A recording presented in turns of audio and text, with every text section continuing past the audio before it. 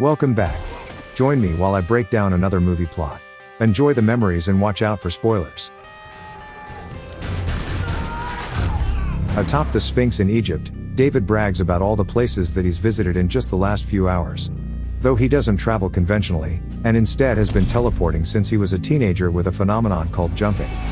Once just your regular teen, David had a crush on his fellow classmate Millie, who feels the same way about him. Since she plans to one day travel the world, David gives her a snow globe of the Eiffel Tower as a present, but the school bully Mark throws it onto a frozen lake. Whether it be stupidity or pride, David attempts to retrieve it, but the ice gives way and he gets trapped beneath it. Just before he drowns, he suddenly finds himself lying face down in the public library, having made his first jump. When he gets home soaking wet, David explains that his mother abandoned him when he was 5, and that his father William has never been much of one. The latter chastises him for being late while attempting to get into his room. He breaks through the lock just as David vanishes once again, finding himself back in the same waterlogged library stacks. Not able to get out, he suddenly teleports back to his bedroom where his father has reported him missing. David figures if his mother can do it, then he can too, and decides to take all of the money he has saved up and ditch his dad. His friend Millie is still mourning his death since she hasn't heard any word from him, so David leaves the snow globe on her swing set as a sign that he is still alive. After catching a bus across the country, David arrives in New York City and rents a crappy apartment. His days are spent at a park learning to control his power, though he can only teleport to where he can see. Using a photo of the Empire State Building and past memories of a trip there with his mother Mary, David makes his first major jump, but decides to go bigger. With the excuse of needing to use their bathroom, David gets a glimpse inside a bank vault, giving him a mental picture of the room. In the middle of the night, he jumps straight into the vault and begins to raid it, making trips back and forth, filling his tiny apartment with stacks of cash. A man claiming to be from the NSA begins to investigate the robbery. Roland seems to be unbothered by the impossible task performed by the thief, indicating that he knows exactly how it was done. Though he never did catch David, who now lives in an expensive apartment 8 years later overlooking New York City. His walls are covered with pictures of places to travel to, and he has a vault filled with currencies from around the world. With all of his abilities, he still chooses to avoid helping people in actual need, and instead uses it just to entertain himself. He sees families trapped on their roofs during a natural disaster, and instead of using his abilities to help, he spends his days surfing massive waves in Fiji, eating lunch atop the Sphinx in Egypt, and going to England pubs to pick up ladies. Though in doing the latter he is noticed by a stranger. One night he arrives back at his apartment to find Roland standing in his living room, having at last tracked him down. Roland has spent all these years hunting down and killing jumpers, claiming that he is doing it all for God, who should be the only one with omnipresence. He attacks David with an electrical rod, sending 1,000 volts through his body and preventing him from teleporting. The only reason he doesn't kill David is he believes someone must be helping him and demands to know who. He uses his rod to tether the jumper to the floor, but David manages to jump into his vault and detach the cable. Before Roland smashes through into the vault, he collects some money and teleports back to his childhood home in Ann Arbor. Hearing a noise from upstairs, William asks him to stay, but David just jumps away before he sees him. With nowhere else to go, he decides to go see Millie, who her mother says is working at a bar, having never got around to traveling. After 45 minutes of failing to build up the courage to speak with her, he attempts to leave but runs into his old bully Mark. He tries to get fresh with Millie, so David punches him and they begin to fight. The jumper angrily tackles Mark and they suddenly appear inside a bank vault. David mocks him as he cowers in a corner, then leaves him in there and returns to Millie, saying that he ran away. She goes back to work and the two catch up, with David telling her that he is a banker despite flunking any related classes back at school. During their conversation, David asks Millie to go to Rome with him as his excuse to leave the country. Since it has always been her dream to go, she accepts, while the stranger is shown to still be watching. 10 hours later, after the slowest trip of his life, David arrives in Italy with Millie. She knows that there's something he isn't telling her but goes along with it anyway, and the two quickly fall in love.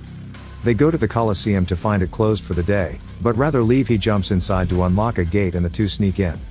The stranger has followed them to Rome and finally introduces himself to David as Griffin. A little privacy, yeah. Jumpers are at war with a group of fanatics called the Paladins, and Griffin says he spends his days killing them.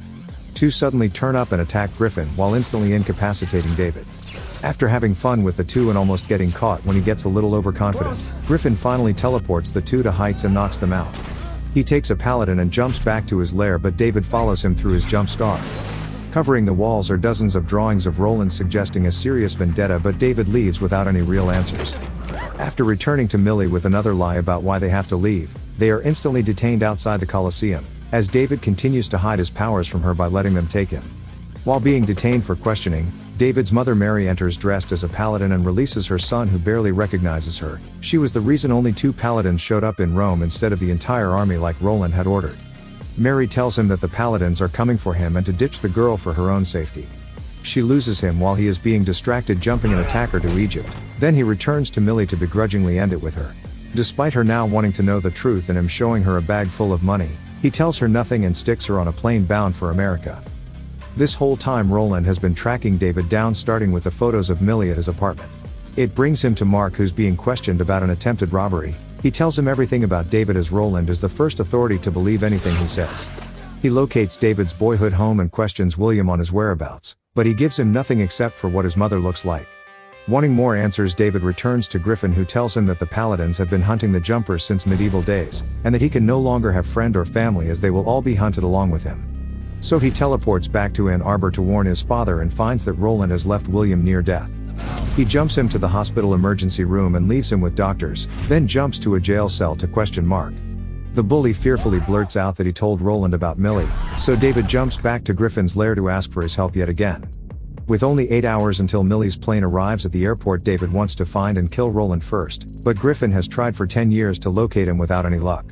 He refuses to help and tells him to just crawl under a rock if he wants to survive.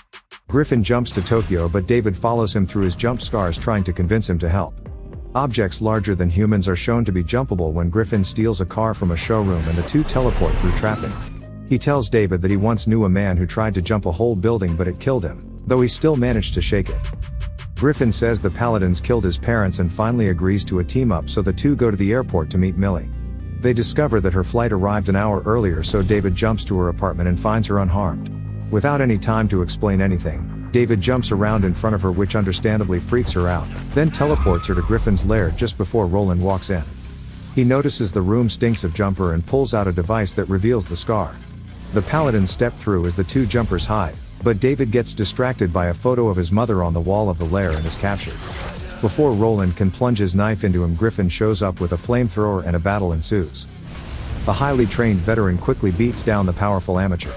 After Roland acknowledges that he killed his parents, Griffin sends him through a wall of the lair, then piggybacks a double-decker bus back from England in an attempt to crush Roland, but he avoids it. Millie is still wandering around confused as hell and attempts to free David, but Roland shows back up. Suddenly Griffin jumps into the lair and blasts Roland back into Millie's apartment through the scar with his flamer.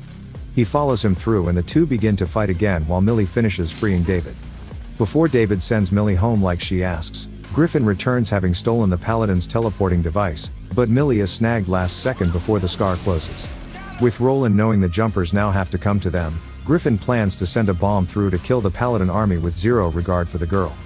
David realizes and he teleports the housing vault to the Colosseum before they start jump wrestling over it. They begin teleporting around the world, fighting over the bomb and its detonator, including falling from the Empire State Building and landing in the Arctic. A truck comes jumping through the scar and sends them both to a war zone in Chechnya. With the little knowledge he gained from Roland, David tackles Griffin into a bunch of power lines using the electricity to trap him. Knowing that he will be walking into a trap, David returns to Millie's apartment anyway and is instantly captured and anchored down on top of her. As the paladin prepares to end his 8-year-long hunt, David uses the story Griffin told him of the doomed jumper to rip the apartment away from the rest of the building, telling Millie to hold her breath. The whole living room detaches and lands in a river, then back to the library from the beginning. As the disorientated paladin rises, David decides to jump Roland to the Grand Canyon, saying he should be grateful he didn't drop him in a shark tank, then leaves him. Sometime later, David walks up to an expensive home to be greeted by a teenager, his half-sister and the daughter of Mary. His mother explains that at age 5 she discovered David was a jumper and left, or else she would be forced to kill him for the paladins. He asks her what she is going to do now, but she just says give him a head start since she loves him. The two hug and part ways as enemies, while Millie stands waiting on him outside. When David asks her where she would like to go, she just says surprise me and the two jump. And the movie ends. So you made it. I appreciate your time. I couldn't have done it without you. Tell your mother I said thanks.